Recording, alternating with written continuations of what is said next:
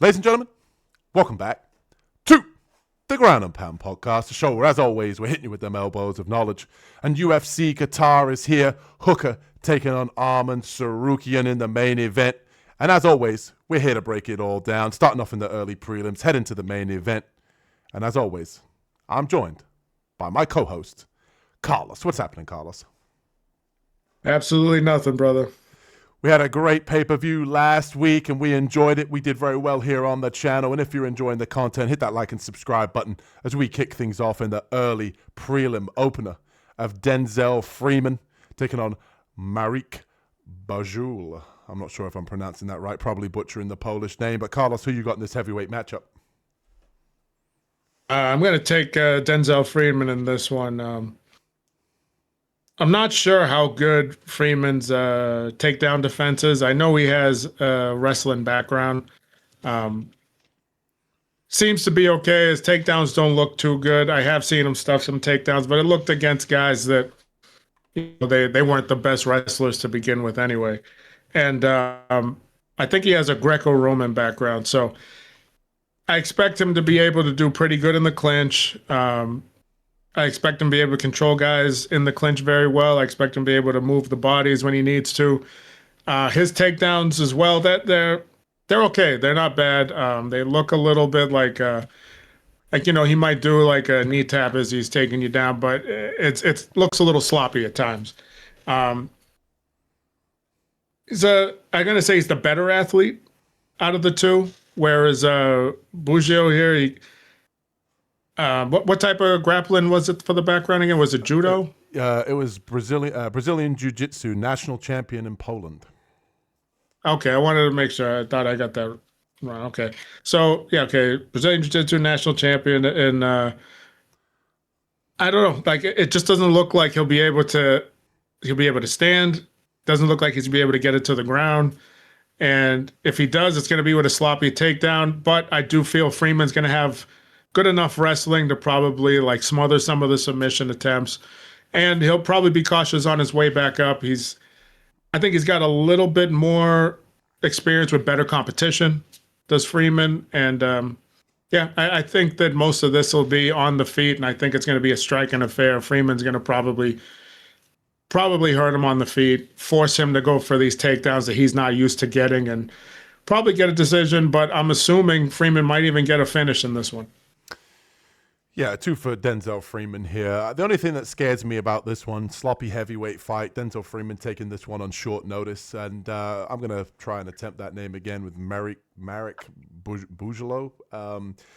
As I mentioned, Polish national champion in Brazilian Jiu-Jitsu. He's a black belt. And when you look at the level of competition, this guy's level of competition is crazy. I said to Carlos before we broke this one down that some of his opponents look like they're part-time baristas at Starbucks. Like, these guys do not look formidable opponents. They look absolutely awful.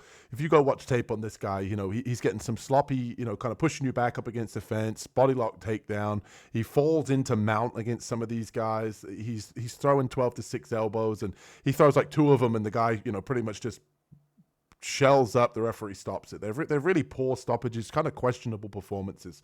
You look at Denzel Freeman, the guy's fought over in PFL, at least a higher level set of competition, even though he has a split decision loss in one of those. He's been on a bigger stage. And when you look at Freeman, he's got that wrestling background. He's got a nice left high kick as well. I think he's probably the better athlete. Both guys pretty much sort of similar in terms of their level of amount of fights in terms of MMA. But I think Freeman holds the cards when it comes to the actual wealth of experience in there.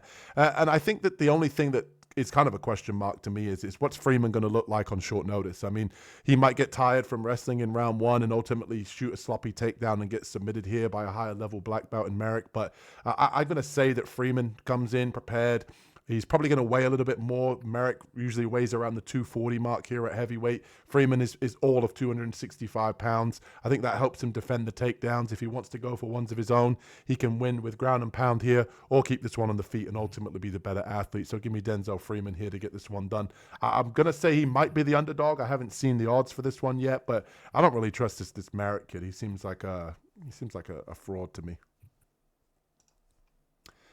And next up, we have the human alphabet here in Sigid Izagakhmaev Almakhan. I'm not sure how you're pronouncing that one. Taking on Nicolas Dalby. Carlos, good luck with that last name. All right, so I went with, I'm going to give it a shot, Izagakhmaev, I think. So anyway, I gave it him, I picked him because he seems to be the more complete of the two. Like, he seems to be the heavier striker. The strikes seem to be a little shorter, a little straighter. And his wrestling seems to have a problem with his takedowns, and pretty good top control and top pressure when he needs to have it. But with that said, yeah, he's fought a lot of, he's had a lot of fights. He's fought a lot of good competition. But Nicolas Dalby, although if that's correct, because I know he's an older guy, if he's 41, I just feel like it's Dalby. You know what I mean? Like, he's another one who's a little gritty, kind of a dog, likes to push the pace. His cardio's there. Like, he's a little sloppy with his striking technique. He's very difficult, as a wrestler, like, very difficult to get the takedown, very difficult to keep down in the clinch. He's very busy, always throwing knees and elbows. I don't know if Serghei has dealt with somebody like Dalby, that could push the cardio pace. So it's very difficult for me to not take Dalby in this one, but I'm just going to go with Serghei because, he's a little younger. His movements are a little sharper. He's a little bit more light on his feet. He's a little athletic. And I do feel that maybe he can hit Dalby with something stiff to get a little respect, but Dalby's been hit by big strikers and still keeps coming forward. So we'll see what happens in that fight. It's going to be hard to slow Dalby down, but if I were him, I'd try to wrestle a little bit more and try to control him on the ground and at least squeak out the position that way, the victory. I hope everybody just noticed that slight little dig there that Carlos had here with if that graphic is correct, is the graphic correct? God damn it. He's 41, Carlos. Yeah, I'm right there with you, though. I share the same sentiments you do. I think this one's got kind of upset written all over it. I do think there's a world here where Nicolas Dalby pulls this one out. We've seen in the past with him, he's got high pressure, really, really good at getting enough off of his back once he gets taken down. He's got that really weird breathing technique they always love to talk about where he's, very loudly breathing, and people say it's because he's tired, but he said it's because it's a method that he likes to use in order to improve his cardio. Not necessarily known for the power in the hands, but has good forward pressure. He's relentless, and he just tires you out. And he's a guy that can have a lot of volume, not necessarily a guy that's going to knock you out. But when you look at Serghei, obviously not fought in almost 3 years now, 2 years and 11 months, according to Tapology. Fights over in one championship. A guy who's training with the Nurmagomedov camp. He was part of the Islam camp for that JDM fight. Very nice entries on his takedowns, times them very well. He is a little bit of a one-shot at a time guy, but he doesn't necessarily fight with a combination. It's more of a big right hand that he likes to time, or he likes to, kind of just throw one shot at a time, which kind of has me a little bit worried here. He's not going to be able to back Dalby up with just one shot. Dalby's going to be constantly pressing, constantly working in the clinch here. I do think that Serghei is going to win this fight based on the fact that he has fought and has the high level wrestling. I do think that the layoff kind of has me a little bit concerned here. Dalby looking to get back in the win column after 2 losses, 1 brutal knockout to Randy Brown, which was a bad knockout, but that's almost 7 months ago now. I believe his chin's going to hold up. To me, Serghei's wrestling is going to be the difference maker. I just question what his cardio looks like. If he comes in here and just, kind of overextends in the first round, overexerts himself, I think Dalby could take over in rounds 2 or 3, especially coming after a 3-year layoff. Who knows what his cardio is going to look like? But give me Serghei here. He looks impressive. He looks the part. Nurmagomedov camp as well. You have to believe that he's training hard. He's a big guy as well, very physically strong. I think that this is a test for him that, could test him in the third round. But I'm going to say that he gets this one done maybe inside the distance, and Dalby's chin's fading him. So give me Serghei here to get this one done. I think he finds a big shot on the feet. And next up, we have Is it Shaqueme Rock? Crazy name. Taking on Nurullo Aliev. Carlos, who you got in this one? In this one, I went with Aliev. It's not a big striker, not a lot of KOs, not even really a lot of submission finishes either. he's kind of just uses his wrestling to smother a lot of his opponents. And to be honest with you, he just beats him with positioning. But in his defense, Rock here, his stand-up's not good either. So the way I look at this one here is that I think Aliev is going to control the where this fight takes place. I feel that he's going to be the guy in top control. He's going to implement some ground and pound. I'd love to see him look for a couple of submissions. The young guy, just try to get those finishes. Try to be a little bit more of a dynamic finisher. Like I still find submission finishes to be very good as long as you're trying to finish the fight and put the pace on him on the ground. With Rock, I think the only chance he has is kind of if he lands in top position or is able to get a sweep from the bottom and is on top. Because when he's in top position is where he can actually, he flows a lot better in his jiu-jitsu. And he's got pretty good top control as well. So I'd like to see what happens if Aliev ends up on his back. But I don't think that's going to happen. I think he's going to have a lot of success with controlling Rock, taking him to the ground, and kind of just working him to a decision. So I'm going to go with Aliev in this one. Yeah, I'm right there with you, man. Can he swim with a name like Rock? Well, I think that Aliev's going to pretty much drown him on the ground. That's pretty much how I see this fight going. Aliev is, I'm just going to call it how I see it, man. I think he's pretty boring. I think Carlos hit the nail on the head. He pretty much dominates you with top control. Heavy sambo, heavy wrestling background. If he can't get the takedowns, he wings punches on the feet, not necessarily that technical, but so far in his 10 fights, he's been able to get people to the ground and control them. And I obviously, next gen MMA over there in Liverpool is where, with Sham Rock, as he likes to be called, trains over there with Paddy, the Baddie Pimlet. You have to believe he's got some good grappling and good training partners over there, but it's mostly a jiu-jitsu base, and like Carlos said, it's not necessarily all that impressive on the feet either. So I don't think that Rock's going to be able to exploit Aliev here on the feet. I do believe that Aliev's going to be able to get the takedown, smother him with heavy top control, and really just ride out a boring decision here. But I see this fight being a little bit tricky for Aliev in the sense of when I've seen Shamrock get guys to the ground and grapple himself, he does have some wrestling. So I don't believe that Aliev's just going to be able to take him down at will. It's just going to be whether Rock decides to kind of play jiu-jitsu off of his back or show urgency to either sweep or get back to his feet. I think that's going to be the difference maker here. I do believe on the feet, Aliev is dangerous because he does wing punches, which also help him to set up his takedowns at times.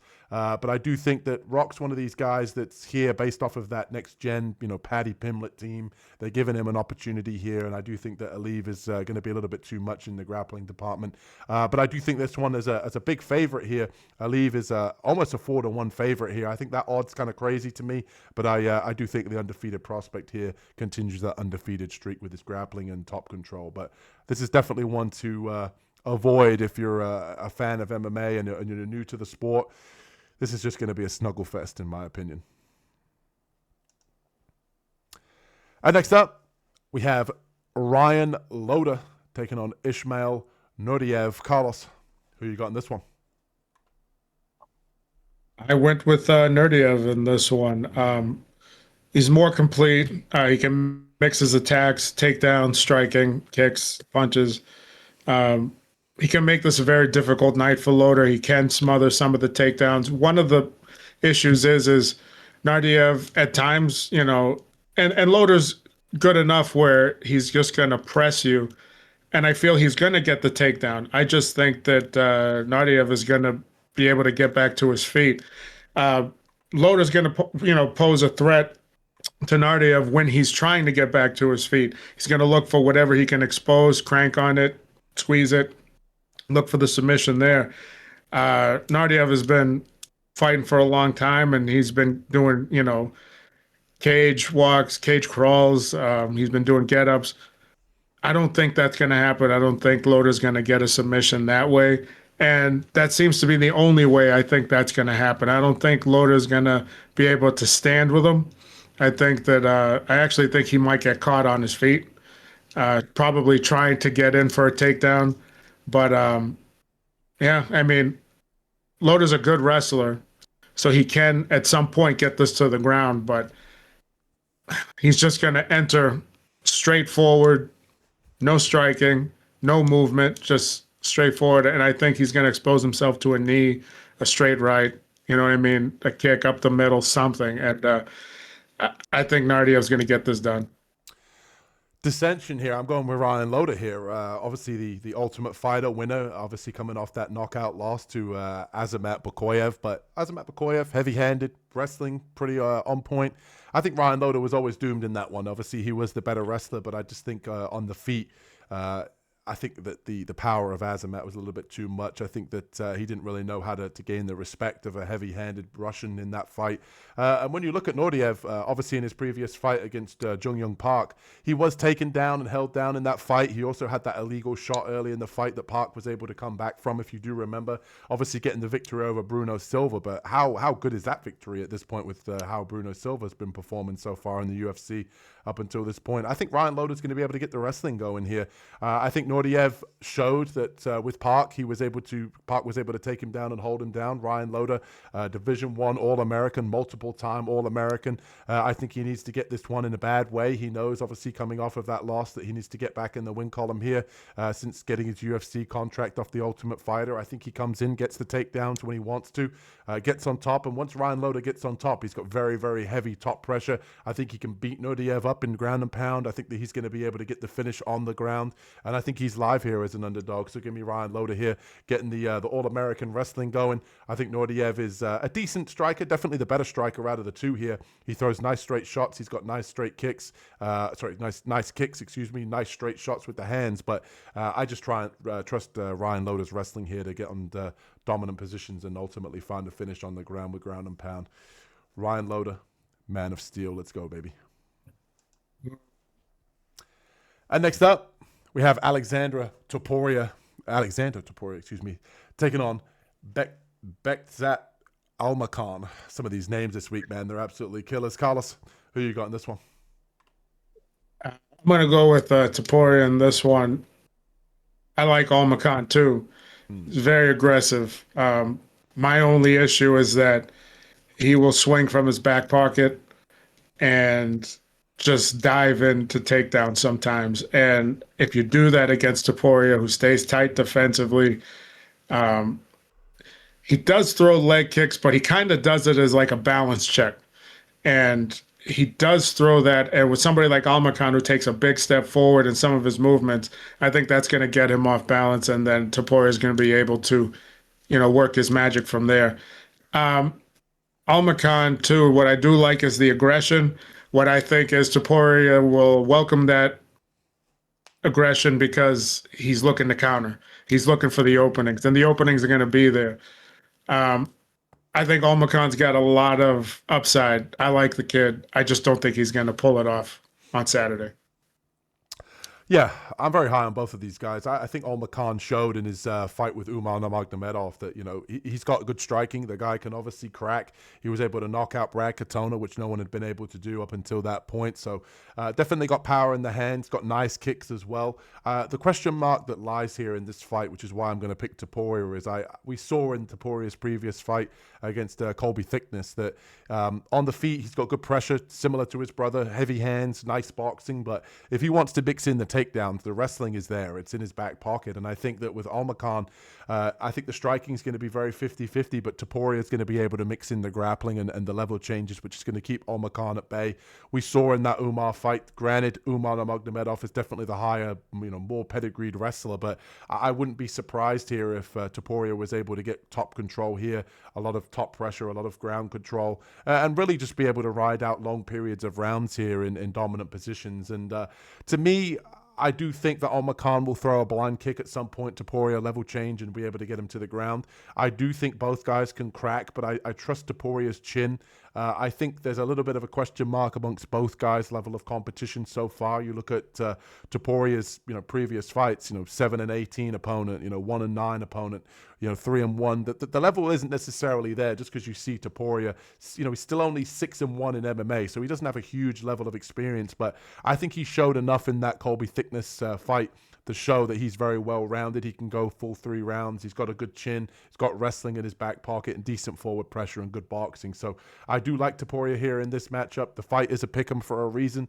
And just to say as well, I do think Almakhan is a future, top 15 guy. I think that he's very, very well-rounded himself. I see a lot of good things out of the guy, but I just think Topuria's wrestling is going to be a little bit of a game changer in this fight. But I think this is a good one, definitely one to tune in for.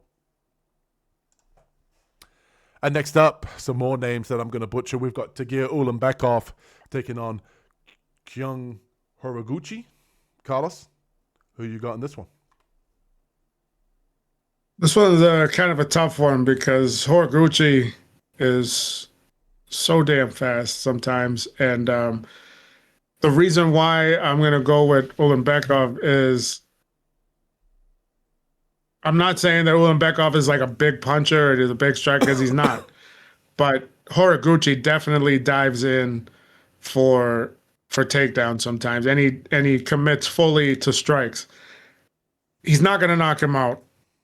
And that's what makes this very difficult, because if it stays a grappling match and there's some submission grappling going on, position, I'd take Horiguchi. You know what I mean? Horiguchi has fought some of the best 125ers in the world, and he gave Demetrius Johnson a run for his money. As he's getting older, he's been getting tagged and he's been going out.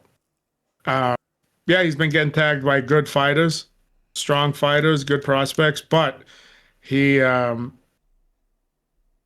changed the way he enters the pocket. He lunges in, throws a strike, or he lunges in for the takedown. So I'm going to give it to Ulanbekov, because I think if you're going to lunge in, I think he's going to see that coming and he's going to stuff the takedown.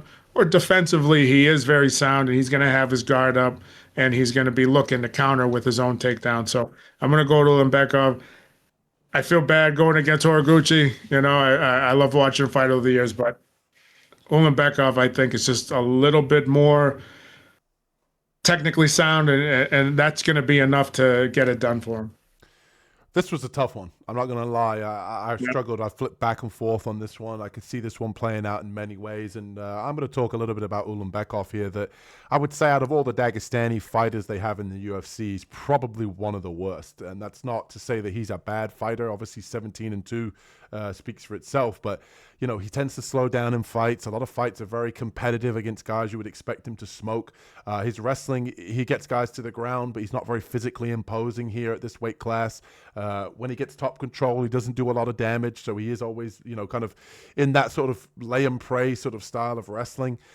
If he can't get the takedowns on the feet, he's always sort of back and forth. We saw that in the Azamat fight, the Mirzakhanov fight, and who just lost to, the Azat Maxim fight. We just saw him lose to Mitch Raposo. And I look at that and I say, okay, you're doing MMA math, but at the end of the day, these are guys that you kind of expect the higher level wrestling and the 17-2 Ulanbekov to be able to beat. So when you've got a guy who's an MMA veteran here in Horiguchi, who's fought who's who, obviously a guy who is 7-1 in terms of the UFC on that UFC run before leaving to go over to, I believe it was it one championship, or I'm just trying to think, was it one championship? Ryzen, excuse me. That's right. Yeah, Ryzen. The guys, kind of fought the who's who. And my whole thing here is obviously he's training over at American Top Team and a good gym. I just look at this fight and I just got a lot of question marks here. If Horiguchi was a 3-1 underdog, I'd be saying, hey, take a sprinkle on him. But as a slight favorite here, I do believe that Ulanbekov's going to be able to kind of mix in takedowns, ultimately, kind of ride out rounds. We saw with the Patchy Mix fight, that Horiguchi had his back taken by Patchy Mix. I could see that happening here. Maybe Ulanbekov gets in a dominant position and rides out the rounds and kind of just hugs him and prays for a decision here. I don't like this one only because of the fact that I could see Horiguchi being able to pull off the upset, skirting around on the outside, kind of using that karate style, bouncing in and out of range. I think he's much faster than Ulanbekov, so he might be able to dart in and catch Ulanbekov. But I just think here that this fight really just comes down to, can Ulanbekov get his wrestling going and get heavy top control? I'm going to say that he does. I think that's going to be a lot of the theme to a lot of these fights on this card. A lot of heavy grappling, a lot of heavy top pressure, but I'm going to say that Tagir gets it done, but I'm not super confident here. I think this one could definitely be an upset waiting to happen. And next up, we have the human alphabet. We've got Abdul Rahman Yakhyaev taking on Rafael Cerqueira. I don't think I did too bad here, but Carlos, let me know who you got in this matchup. Going with Yakhyaev in this one. No. Here's my breakdown is the fact that he's fighting Cerqueira, and Cerqueira is very much not UFC material. Yakhyaev he's aggressive, hits hard, comes forward, looking to take the fight anywhere, looking to beat you up, standing or on the ground. So yeah, that's it. Yakhyaev getting it done. Most likely going to be a stoppage. Yeah. Tell us how you really feel, Carlos. Yeah, I mean, what can you say about this one? I mean, this one seems like a bona fide setup fight for a finish here. I think Yakhyaev, by whatever he wants, I think it could be a submission. It could be a knockout. Cerqueira, he's just not UFC level. The guy, looks like a physical specimen, and that's about it. And we've referenced him on the channel previously in previous fights.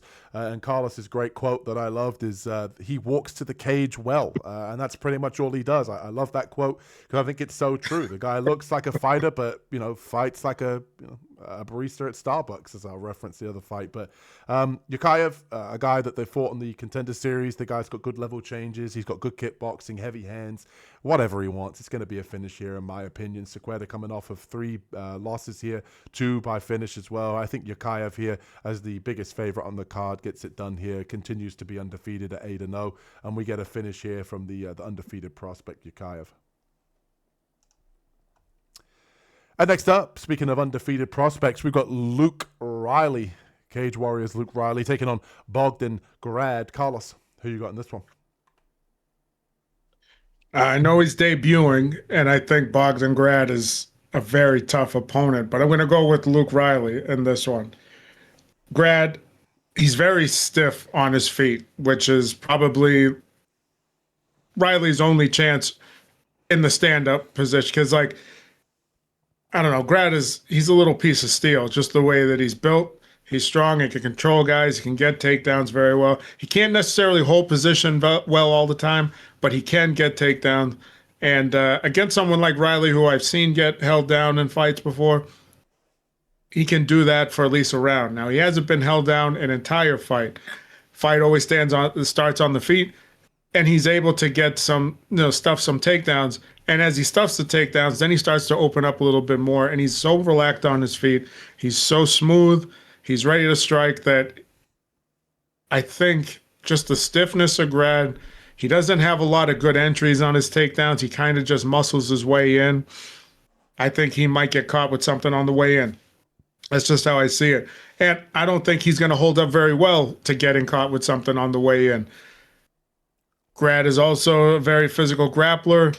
If he gets him down, can he get a takedown in each round to make that happen?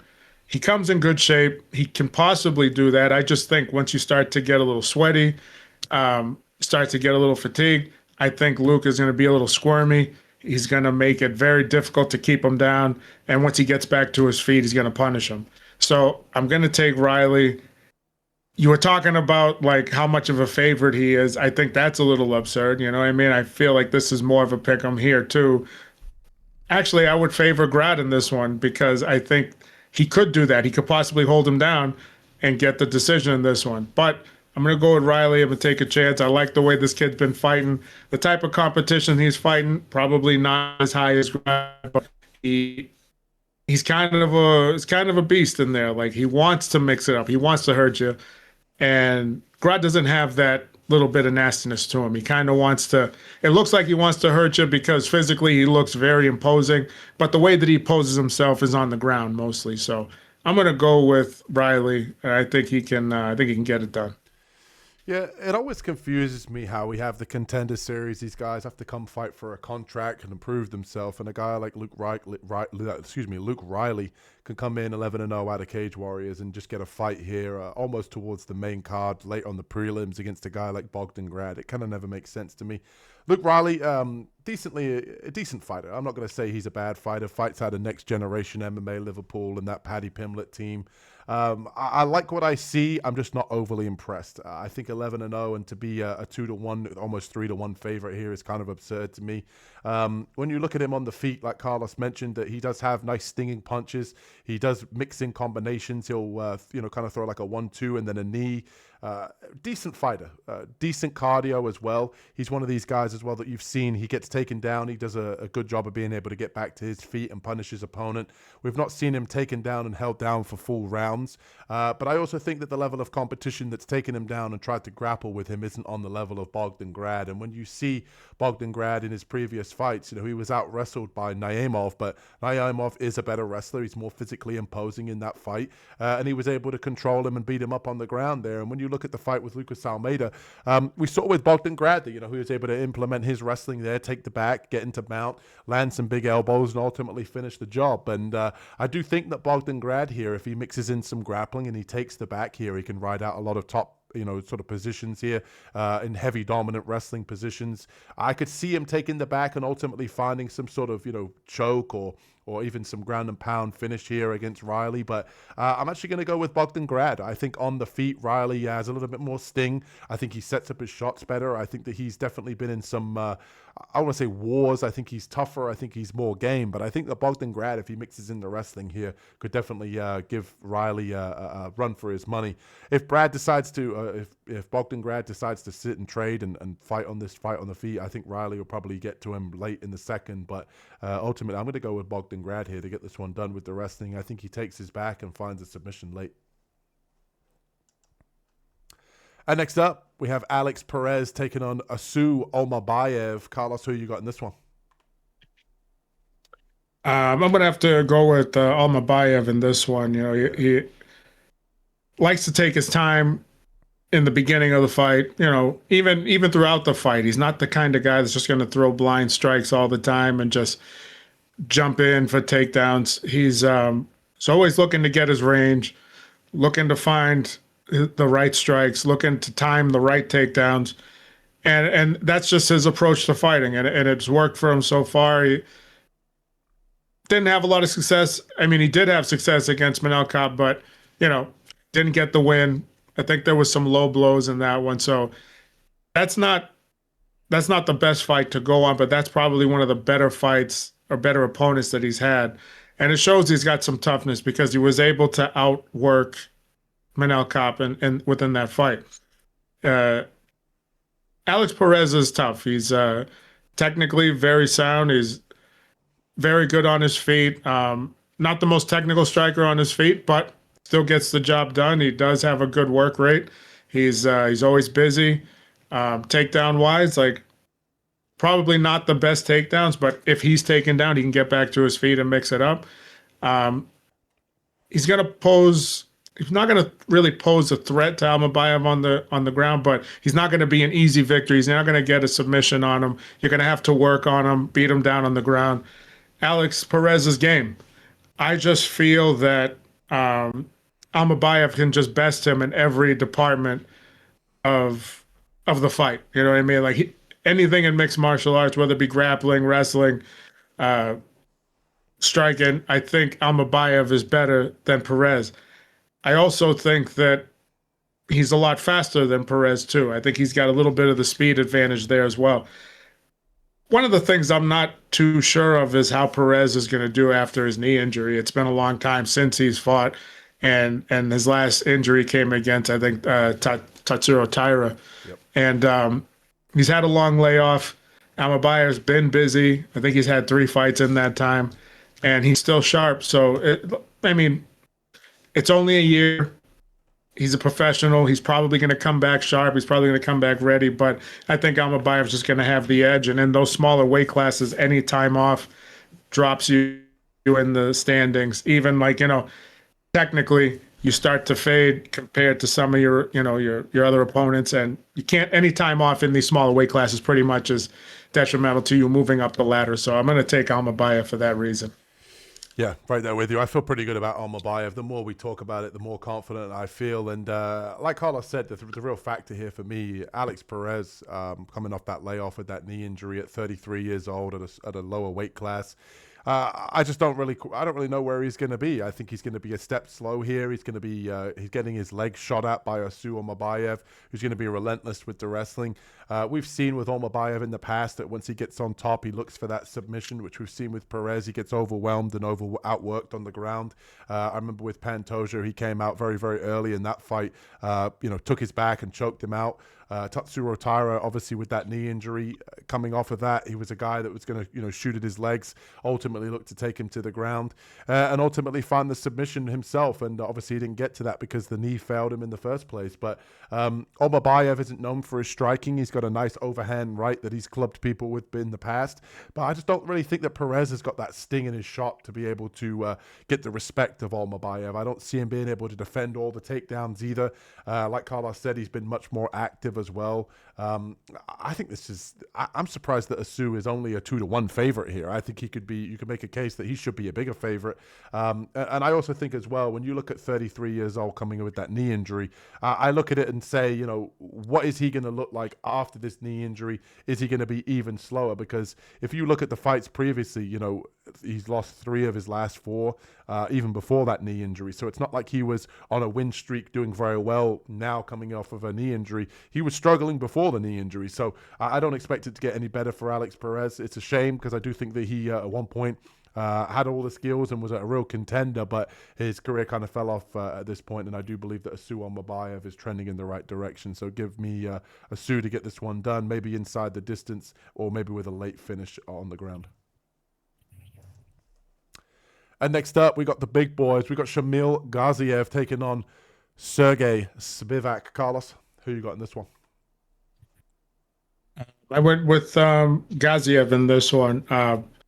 He has technical striking. He does loop some of his strikes at times, but more often he's always throwing at least his rear down the middle. You know what I mean? His rear strike is coming right down the middle. He has more success when he throws linear than when he gets loopy with those punches. But the thing is a lot of times he doesn't have to worry too much about the other guy being too quick in the fight. Spivac is not the fastest man in the world, but his first movements are always a little quicker than most of his opponents. But then he fades probably midway through round 1. And his level of volume starts to come down to 1 strike at a time. And I think that's when Gaziev is going to be able to pick him apart a little bit more. Spivac will throw out of desperation, and he's done it in fights before, and that's where he gets picked off. So I'm thinking a round 2 finish for Gaziev. Spivac is, he's not a chump. You know what I mean? He can fight. It's not the most pretty fight. And sometimes he has the best success when he can clinch you up against the cage and just start working like little short shots to the body, knees, and keep you in close distance. But I don't see him being able to do that to Gaziev. I just think that Gaziev in the clinch, not the best in the clinch, but he does separate. And on separation, as long as he keeps his strikes linear and he keeps them long, I think he's going to have a lot of success, and he'll probably get the finish. I'm right there with you, man. Give me Gaziev. I think he's going to be too physically imposing here for Spivac. I think Spivac's only real path to victory in most of his fights is, like Carlos said, get you up against the fence, clinch, body lock takedown, get some sort of sambo foot sweep here, get into top position and ultimately work on the ground. And I don't see him being able to do that against Gaziev. I question Spivac's chin as well, being knocked out 4 times in his 6 losses. Gaziev can crack. We saw that in his previous performance against Thomas Peterson, putting the hands on him there. Gaziev is a very physically dominant heavyweight. He's a very big guy here for 265. Definitely has to cut a bit of weight to get to that mark. And I just don't really see a path to victory here for Spivac. And we've seen with Gaziev in the past his one lone loss against Rosenstruik that, he was winning that fight early in the fight, gassed out, and ultimately his cardio failed him and it fell off of a cliff. But 3-round fight here against a guy that's pretty much only going to clinch, stomp on his feet, and land short shots in the clinch up against the fence. I just don't see it. I think Gaziev here keeps this one out at space, lands the bigger shots, maybe even finds the chin here with Spivac. And if it does get into the clinch or there is some sort of grappling, I think Gaziev's going to be able to defend the takedowns, especially early with his size, with his wrestling background as well. And I just think Shamil Gaziev here should be able to get this one done against the Polar Bear. So give me Shamil to get this one done. I'm going to say also second round knockout. And next up, we have one of my favorite fighters, Mutabek Orolbai, taking on Jack Hermansson. Carlos, who you got in this one? Brother, I'm going to go with Orolbai, and Orolbai, I think, is just, as we say, well-rounded. He can fight anywhere, and he can fight anywhere very good, as opposed to Hermansson. Hermansson can fight very well on the ground, and that's pretty much it. On the feet, he's going to be a little longer. But I don't think he's going to pose as big a threat as Orolbai poses to him. I also think that the takedowns aren't going to be as easy for Hermansson as he may believe, coming down in weight, thinking that he's going to be the bigger guy. I just think when you have skill and you know how to fight, it doesn't matter how big the other guy is. And I think Orolbai's got that skill in comparison to Hermansson. I'm not saying Hermansson's a bum. He's not. He's a tough guy. He was durable. He took a nasty shot in his last fight. And that's probably what made him think, you know what, if I want to be a real contender, make a last run at 37, I'm going to drop the weight and move down. And that, I think, is a horrible idea. I think when you drop down because of that at an older age, you're not going to have as much success. One of the guys we've seen have success, he didn't get a title or anything, but had success, was Jose Aldo, who, has proven used to lift to stay at 145. And without lifting, he was able to drop down to 135 and had a little success there, had a nice run at the end of his career. I don't think Hermansson's going to find that same kind of success. I also think that the guys down at 170 right now, they're pretty talented, and I don't see him making a run there, but it's always good to change things up, give it a try. I think Orolbai is probably going to get this done. I don't see Hermansson being able to get him down and control him down there. I think that Orolbai will find a way to get back up, and I think he's just going to exploit him on the feet.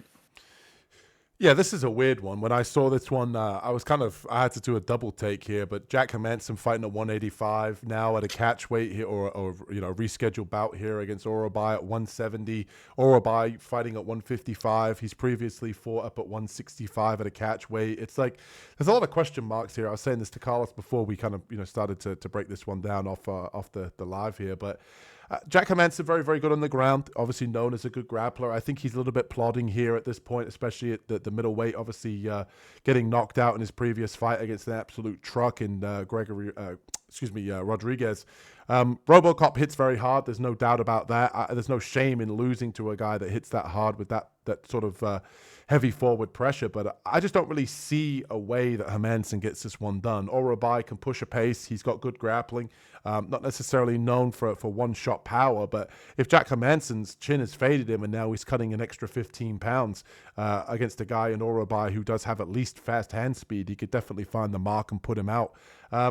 I just have a lot of questions here about the decision-making of Jack Hermansson and his team here, of why he's done this, but maybe he thinks that he can get this fight to the ground against a smaller opponent and ultimately find a submission.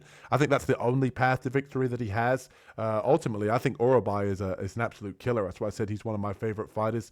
That split decision loss that he had against Rombetsky showed me a lot about his character and the type of fighter that he is. Absolutely wild fight if you've never seen it. I think the guy's impressive, good wrestling, obviously a team alpha male product. The guy can submit you, the guy can beat you up on the ground. He's always looking to do damage. And I think realistically, this fight is tailor-made for him to be able to get the knockout on the feet if he wants to against Hermansson. I think he's going to be quicker to the mark, and I think that Hermansson lacks a lot of speed and a lot of athleticism at this point in his career. 10 years, his senior, not a big fan here. I think Hermansson's probably going to get put out, and we're going to see the decline in our very, very eyes here against Jack Hermansson here. I think this is one-way traffic, as we say. Mutabek Orolbai by finish, in my opinion. And next up, we have Alonzo Menifield taking on Volkan Oezdemir. Carlos, who you got in this one? I'm going with Oezdemir in this one. He is, I mean, Menifield's a powerful striker, okay? But the way that he has to generate the power is a little bit wilder. It's a little wider. Everything comes out. He just wings it. And Volkan's a little tighter. He's got that proprioception where he doesn't have to take big movements, big looping movements. He can make it happen in short range shots as well. So technically, I think he's better. I think that in the clinch, he's going to pose some problems to Menifield. His leg kicks are heavy, and I think he can now grapple him if he feels like it too, if it gets there. So I don't necessarily see how Menifield's going to get this done. I'm glad he's stepping up and, fighting somebody like Oezdemir, but I don't think he's going to get it done. Oezdemir is just, he has those short in tight shots, and Menifield does get hit when he is with short in tight shots. The only problem is most guys don't hit as hard that close as Oezdemir does, and I think that's where he's probably going to get lit up. So I'm going to take Oezdemir because he can get it done, whether it's striking or on the ground. Yeah, pretty much exactly how I see this fight too. Going with Volkan Oezdemir here myself, and I don't necessarily think that Oezdemir is going to be able to get Menifield down, but he's going to be able to use that threat of the takedown as a weapon here to get Menifield thinking. I do think that Menifield is a guy that can crack, very physically strong. And a guy that can definitely put your lights out here at 205, but so can Volkan Oezdemir, so he's got that on the table himself. I think that Oezdemir's striking is a little bit more technical. I think he's fought a much better, higher level competition here at 205. I do think that Menifield is one of these guys that, even though he is 38, he doesn't look like he's necessarily slowing down, but I think he tries to be a little bit too technical in there at times. I think sometimes he could beat people to the punch. If he was a little bit wilder and a little bit more aggressive, I think sometimes he could have a little bit more success. But I do question, both guys' ability here to be able to rock the other. I think maybe we might get a gun-shy fight, especially early in the first round. I just trust Oezdemir here to be a little bit more of a well-rounded MMA fighter in this matchup. If he wants to mix in the wrestling, I think that would be a good path to victory. But even if you look at Menifield's previous two opponents here, we obviously got against Julius Walker, split decision, not necessarily the best opponent, and Umar Sy, who I think Umar Sy in that fight kind of really just showed that he is the better fighter, but I just think that he kind of had a stinky performance, so I don't really hold that as a victory. Very, very high up on my ranking there for Alonzo Menifield, even though he did get the victory. I think it was more Sy's lack of performance than it was Menifield's doing anything special there. But Volkan Oezdemir here is definitely going to be the pick for me. I do think that Menifield could crack him, but I'm not going to pick it based off of the fact that he's had a couple of successive victories here. Give me Volkan Oezdemir mixing in the takedowns and ultimately getting the victory by unanimous decision. And that brings us to the co-main event here. And if you're enjoying the content, hit that like and subscribe button as we break down Ian Machado Garry taking on Belal, remember the name, Muhammad. Carlos, who you got in the co-main event? I got to go with Ian Garry in this one. Belal, he's pressure, he's volume, he's wrestling. Doesn't have great footwork. He's going to take a shot to land a shot, and he's also going to take a shot just to get inside for a takedown.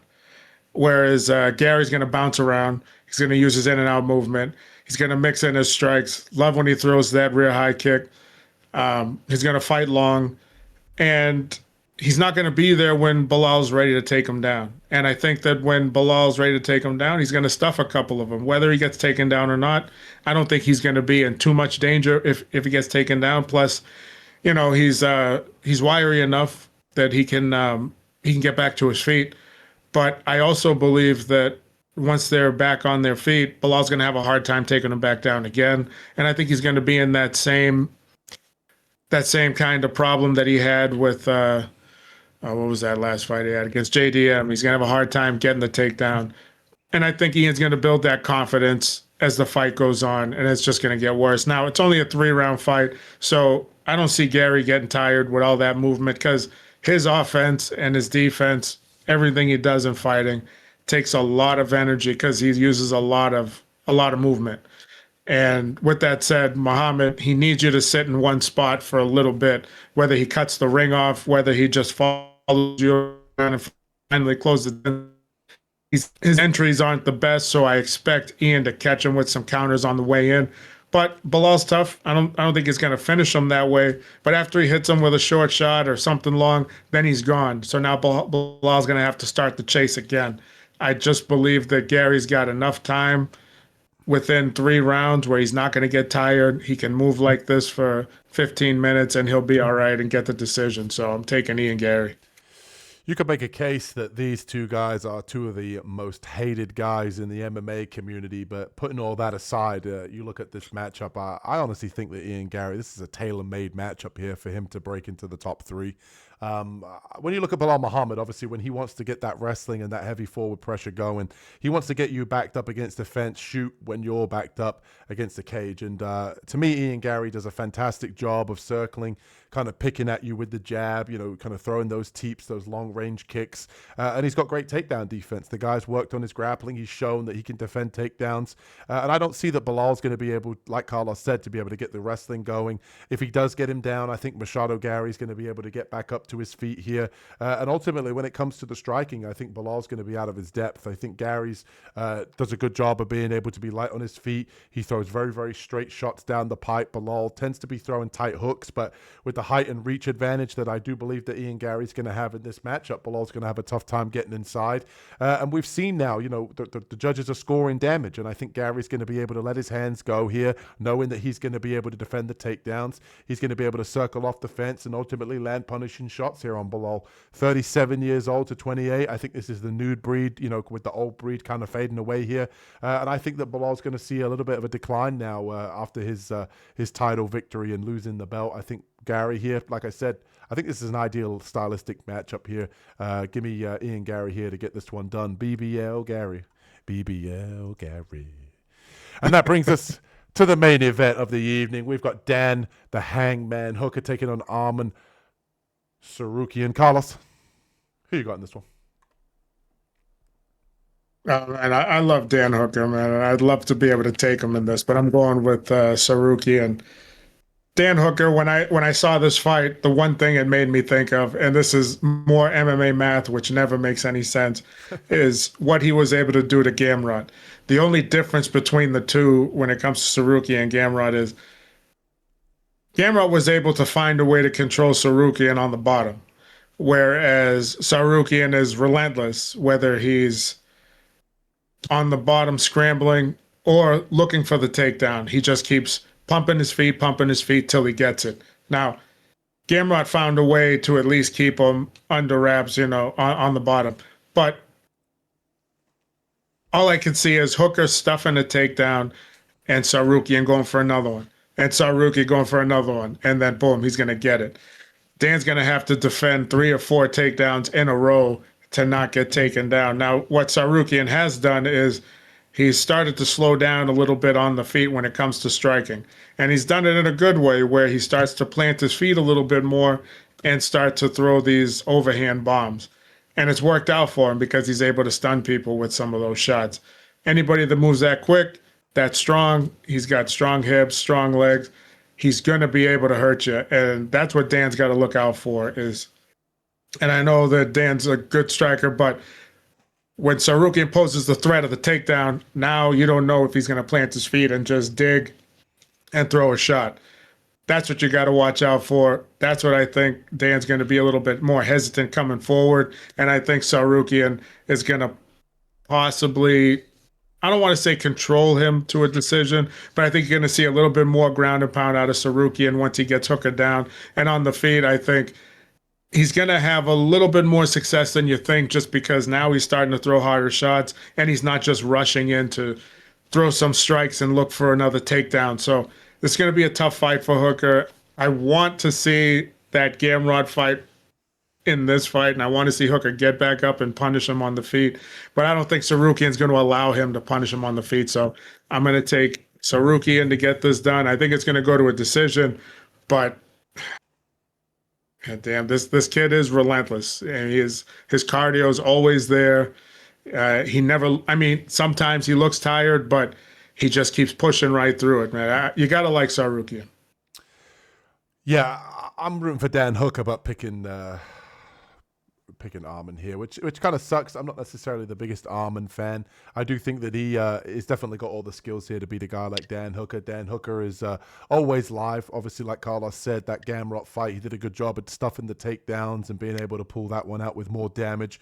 Obviously training over at City Kickboxing, good decent jiu-jitsu off of his back, nice knees up the middle, and he's always game. You know, he's a crazy dude, and he's a fan favorite. And Carlos and I have said previously, you know, just to kind of touch upon it before I sit here and say how I think that Arman's going to knock him out, but he's one of the remaining guys that's kind of the dying breed of the fighters that, you know, they'll step up on short notice, fight anybody. They're tough as nails. You know, they're a fan favorite, and I say all of that to say I think Arman puts him out. Unfortunately, I think Aaron here is going to be able to be shooting relentless takedowns.